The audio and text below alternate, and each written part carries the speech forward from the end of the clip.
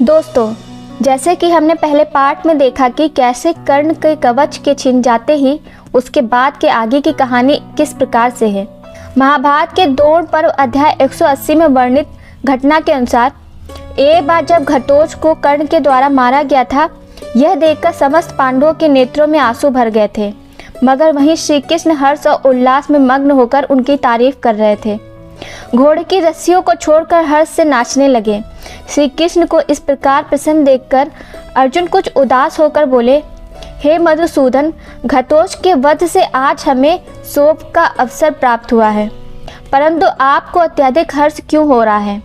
जनार्दन, आपको जो खुशी हो रही है इसका कोई छोटा मोटा कारण तो नहीं होगा, इसलिए मैं आपसे पूछता हूँ, प्रभु इसका कोई यथार्थ कारण बताइए।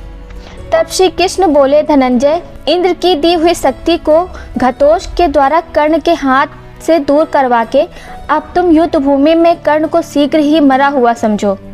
सौभाग्य की बात है, कर्ण के दिव्य कवच और कुंडल उतर गया। सौभाग्य से ही उनके कवच कुंडल छीन लिए गए और सौभाग्य से ही उनकी वास्तविक शक्ति घटोत्कच पर गिरते ही उनके हाथ से निकल गई। यदि कर्ण कवच कुंडल से संपन्न होता तो अकेले ही रणभूमि में देवताओं सहित तीनों लोकों को जीत सकता था।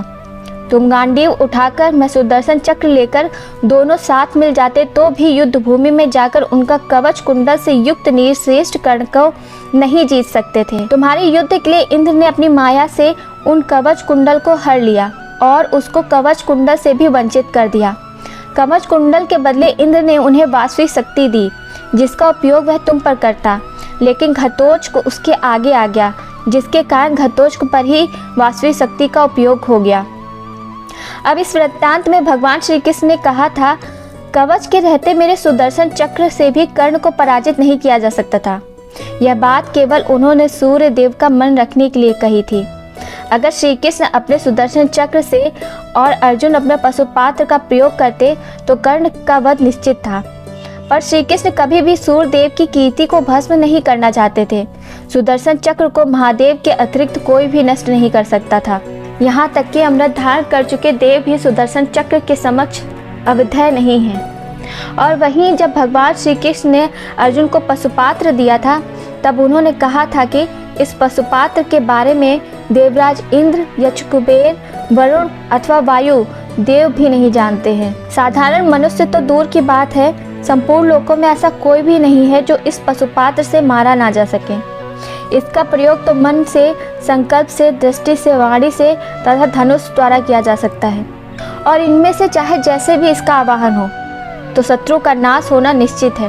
वही महाभारत के अनुशासन पर्व में एक ऋषि मनन ने और श्री कृष्ण के पशुपात्र को कुछ इस तरह से वर्णन करते हैं कि संपूर्ण शास्त्र का विनाश करने वाला पशुपात्र ब्रह्मा, अग्नि, नारायण, इंद्र और वरुण के शस्त्र से भी बढ़कर शक्तिशाली है। तो दोस्तों, अगर आपको वीडियो अच्छी लगी हो तो चैनल को सब्सक्राइब करें और वीडियो को लाइक करें और कमेंट करके हमें ज़रूर बताइए कि आपको वीडियो कैसा लगा, और बेल आइकन को दबाना ना भूलें, ताकि जैसे ही इसका अगला भाग आए तो आपको नोटिफिकेशन सबसे पहले मिल सके। धन्यवाद। जय श्री राम।